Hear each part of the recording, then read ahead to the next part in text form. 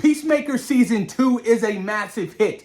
A 22% increase, you guys, from the Season 1 finale, drawing in 710,000 views on the first episode of Season 2. Now, this is a no-brainer. I mean, Season 1 was absolutely phenomenal. A lot of people liked what they did, with that particular season and how they adapted more of a character arc for Peacemaker. I mean, he was, one of the fan favorites in the Suicide Squad.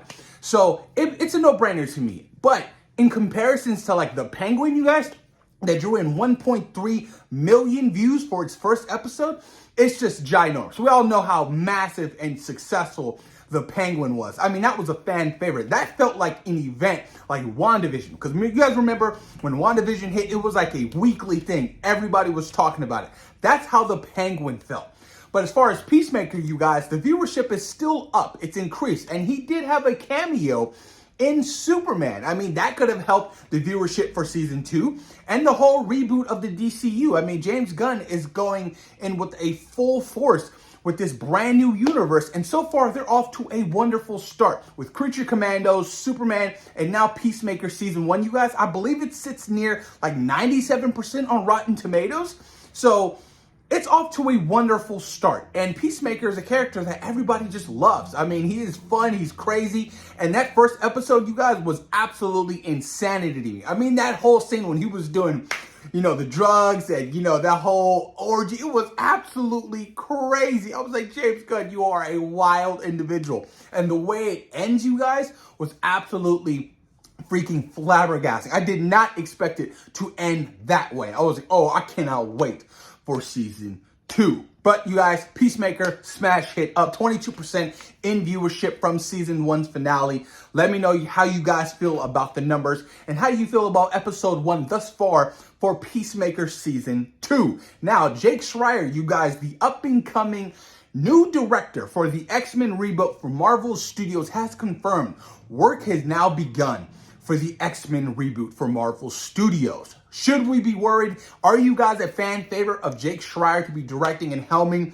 our beloved X-Men like Jean, Cyclops, Beast, Gambit, Nightcrawler, Jubilee, Professor X, Magneto, the Brotherhood, you name it. I like what he did with Thunderbolts. I really did. From a character-driven perspective, I thought it was very unique and a different approach to a comic book film. And to handle some characters like the X-Men, you guys, it's going to be very interesting. Now, a lot of people think that Thunderbolts really wasn't action heavy. Grace Randolph always goes off and says, it needed more action. I don't necessarily think that's true. I thought the action was very well handled and it was very necessary for the film. But we're dealing with the X-Men. This is a massive collaboration between many different characters, many different personalities. And I'm curious to know what characters are going to be introduced in this first film. Now, we have Avengers Doomsday and Secret Wars that, comes out in the next couple years.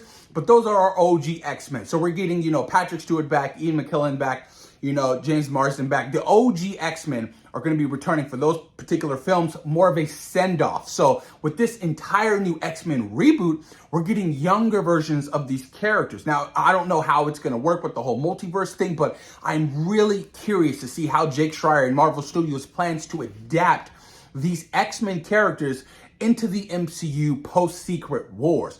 You're going to have to lead with a massive reboot. You're going to have to lead with a much younger cast moving forward after Secret Wars. I mean, I think what James Gunn and DC has really going for them right now is a complete, fresh, new take on these characters, with David Corenswet leading the charge. He's a very handsome man, a very likable person with a great personality leading your new DC universe. And that's what they need for the MCU. I'm sorry, I hate to say it, but it's time to start thinking about recasting Iron Man, Captain America, and the whole core. I mean, eventually it's going to have to happen, right? It's going to have to.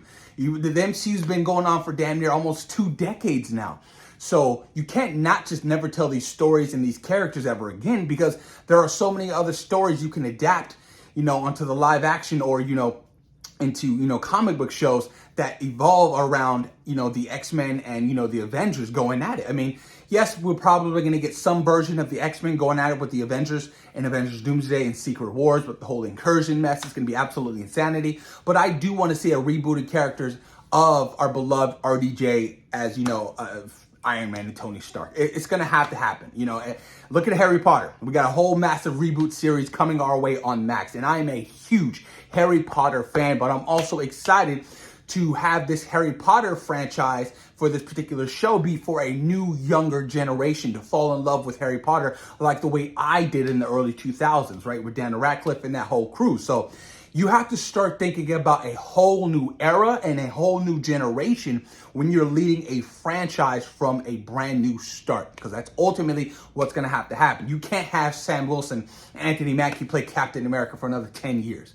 I mean, especially after with the box office happened for, Brave New World. It's time to start thinking how we can reboot with much younger, fresh faces for an entirely new generation. I mean, that's what you're going to have to do. And that's pretty sure Kevin Feige might be kind of frantic and scared about doing that, but I completely understand it and I get it. It's definitely intimidating, especially when you have like somebody like Robert Downey Jr. who perfected the role of Iron Man.